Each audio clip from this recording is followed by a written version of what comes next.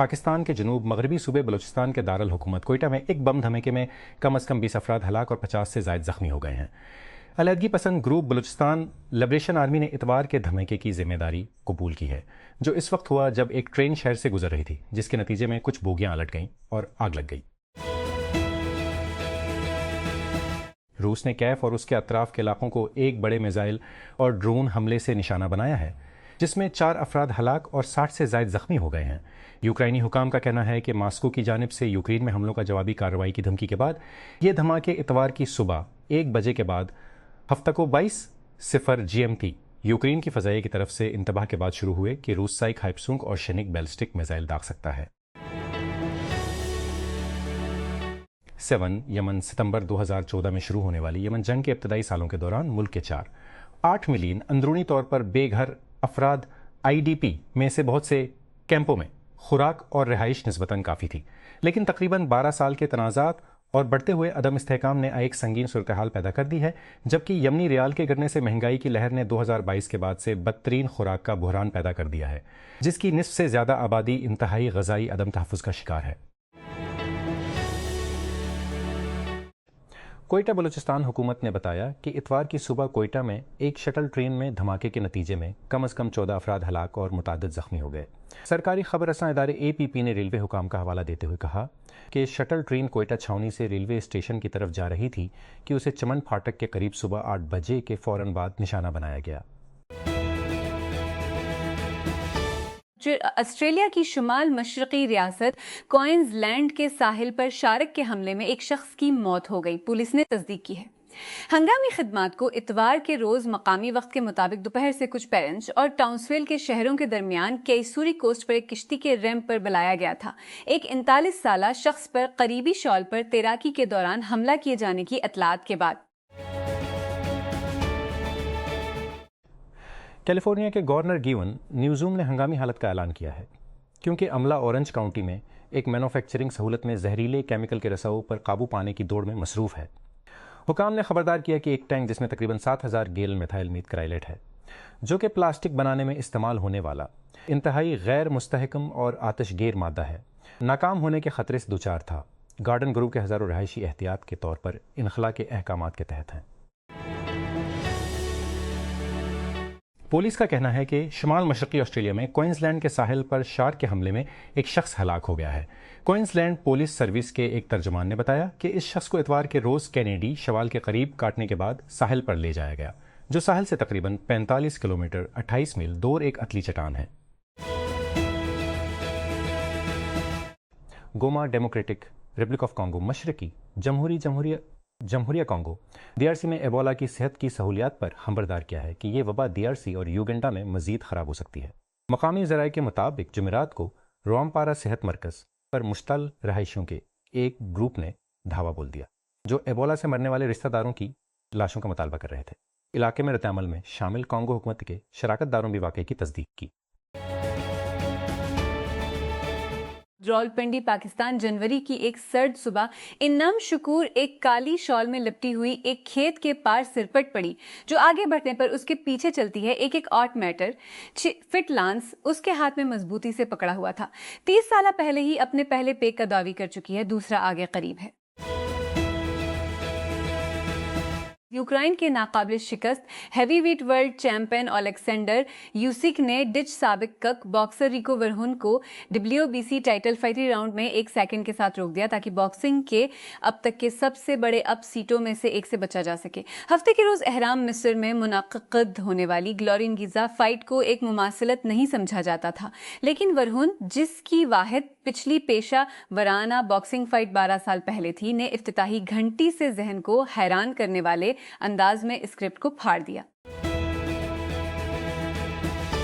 لاہور میں کھانا کبھی محض کھانا نہیں ہوتا، یہ جداشت، ہجرت، کارکردگی، کلاس آرزو اور تاریخ زبان پر چلتی ہے۔ وسطی لاہور کے گھننے اور منز حقیقت کو واضح طور گولمنڈی سے زیادہ کچھ جگہیں جس کی تنگ گلیاں، دھواں دار گرلز، پرانے اگواڑے اور پرہجوم کھانے پینے کی جگہیں شہر کے ثقافتی تصور سے الگ نہیں ہو سکتے۔ گولمنڈی کی بات کرنا خود لاہور کی بات کرنا ہے، ایک شہر جو نقل مکانی اصلاح، بقائے باہمی اور اثر نو تشکیل کے ذریعے بنایا گیا ہے۔ کچھ عرصہ پہلے تک گولمنڈی بنیادی طور پر اپنی مشہور فوڈ اسٹریٹ کے لیے منایا جاتا رہا ہے، جس میں گرم کباب، خوشبودار ہریسہ، تلی ہوئی مچھلی روشنیوں کے تاروں کے نیچے جمع ہوتے ہیں۔ اس کے باوجود گولمنڈی کو صرف ایک پکوان کی منزل تک محدود کرنا اس کی تہہ دار تاریخی اہمیت کو کم کر دیکھیں۔ پڑوس ایک ایسی سائٹ بھی ہے جس کے ذریعے کوئی بھی جنوبی ایشیا میں شہری جدیدیت، تقسیم کے سماجی نتائج اور نوآبادیاتی شہروں میں روزمرہ کی زندگی کی تبدیلی کو سمجھ سکتا ہے۔ گیان پرکاش، ایش امین اور ارجن اپادورائی جیسے مورخین نظریہ نگاروں کی تحریروں کے ذریعے گولمنڈی کو محض ایک محلے کے طور پر نہیں بلکہ ایک شہری متن کے طور پر پڑھا جا سکتا ہے۔ اے حمید احمد شجاع پاشا اور پران نیول کی ادبی یادیں مزید روشنی ڈالتی ہیں کہ لاہور کی عام لوگوں، مشترکہ جہوں اور روزمرہ کی ملاقاتوں کے ذریعے تعمیر ہوئی۔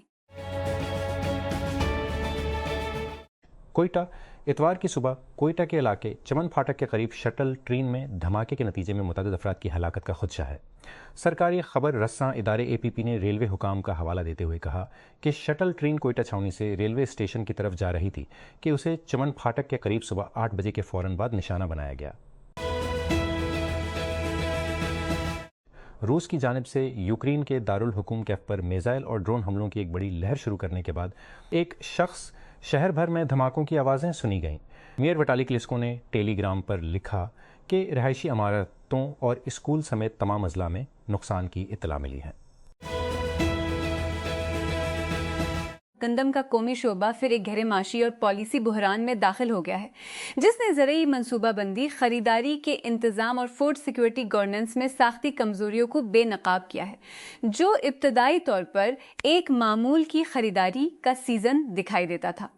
وہ مارکیٹ کی حقیقتوں اور انتظامی کنٹرولوں کے درمیان تصادم اختیار حاصل کر گیا، جس میں کسانوں، فلور ملرز اور پالیسی سازوں کو غیر یقینی صورتحال کا سامنا کرنا پڑا۔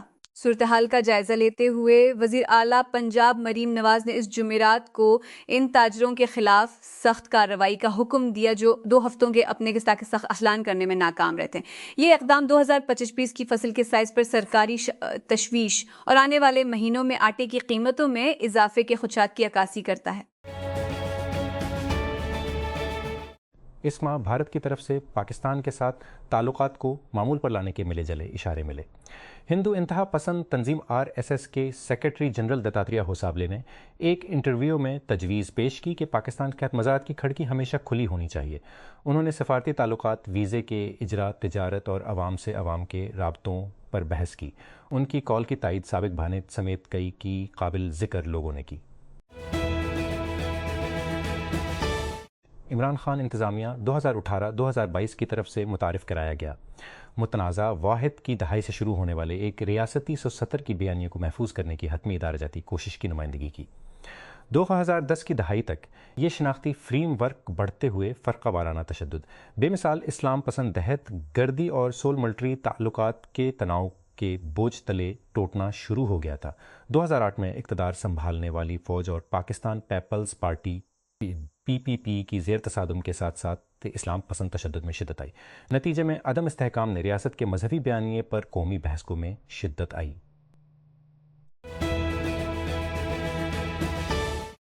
حکام نے تصدیق کی ہے کہ ہفتہ کی شام وائٹ ہاؤس کے قریب فائرنگ کا مشتبہ شخص سیکرٹ سروس کے ایجنٹوں کے ساتھ فائرنگ کے تبادلے میں مارا گیا۔